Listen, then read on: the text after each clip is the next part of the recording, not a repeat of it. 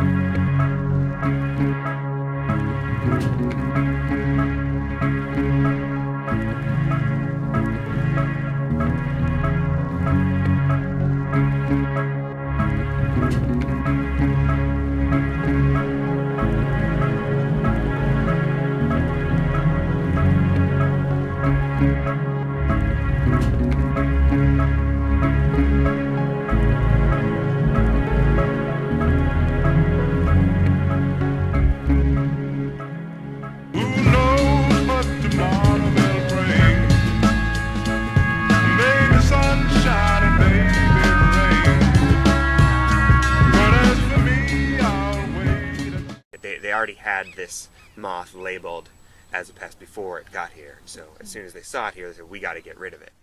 Forced by their own policy to initiate quarantine procedures and then look at eradication as a possible endpoint. The USDA went into emergency mode and said we have to go after this pest before it infects or infests the rest of the United States and California agriculture. There was $75 million allocated from USDA directly for this program because of the emergency mode.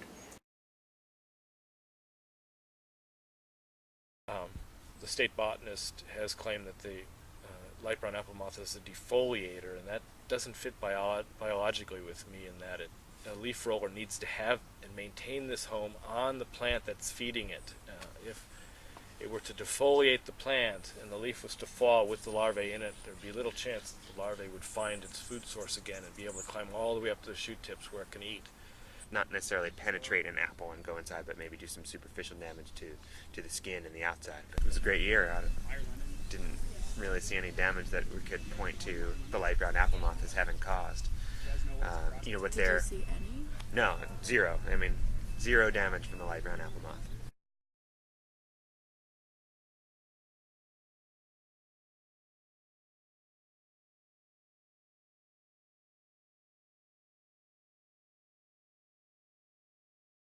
To my knowledge, no animal testing has been done on the actual product, including the microcapsule, the inert ingredients. There are a couple things. One issue is the actual inhalation of these particles. If people are outside at night when they're being sprayed, if you happen to take in a big breath of air when the particles are falling down, you will get some of these particles in your lungs, and they'll probably lodge deep in your lungs, and that could create a problem. There's just no data on that. I thought, what would it be like with airplanes flying over and while people are going from club to club, enjoying themselves? One of my patients who became ill is not particularly chemically sensitive, but she was just out walking her dog on Mission Street at 8 p.m. and the planes came over and sprayed her at about that hour, and that's the main thoroughfare here in town. There were all sorts of people out and about, and she became quite ill almost immediately from breathing in the spray. I was just in my room. I was coughing probably harder than I think I've ever coughed before, and it was like violent, like almost like a scary kind of cough. All the evidence we've seen is that while high concentrations of this pheromone could cause symptoms similar to those that were reported, the levels that were sprayed and the exposure that the public had was much lower than the level that would be expected to cause any of these symptoms. But we're investigating. We haven't drawn any conclusions. Really, there's no data on the effect of the actual spraying of the microcapsules onto an urban population.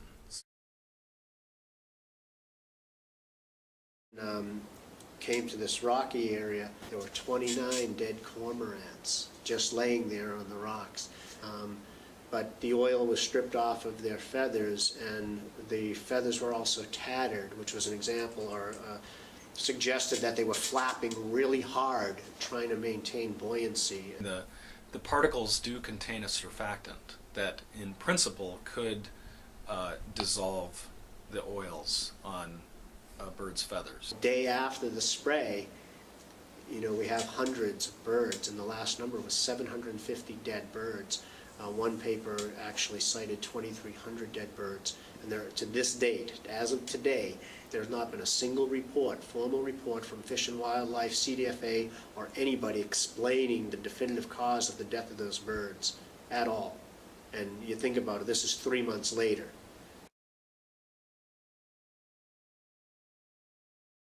$75 million. So it's extremely hard to provide any new funds. So spending $500,000 to hire this public relations firm. There's no data on the effect of the actual spraying. Taking the illness report seriously. I've never been contacted by any of the public health authorities wanting further information, and it just seems like there's a lack of interest or concern on their parts in trying to determine whether this is a genuine public health hazard.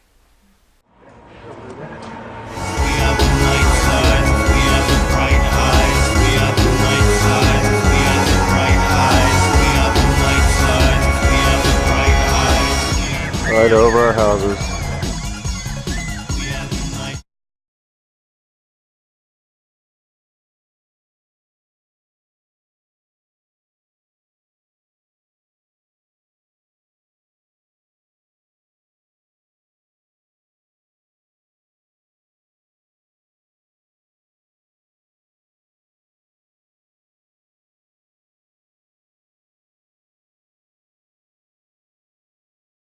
Collateral damage is just okay.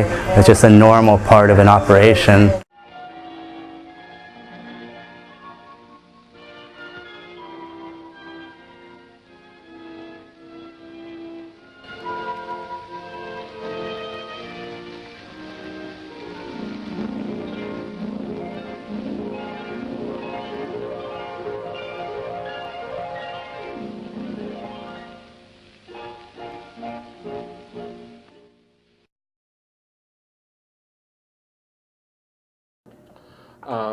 The plan at this point is for additional spraying in Monterey and Santa Cruz to begin June 1st, and spraying in the Bay Area, including San Francisco and Oakland, to start on August 1st.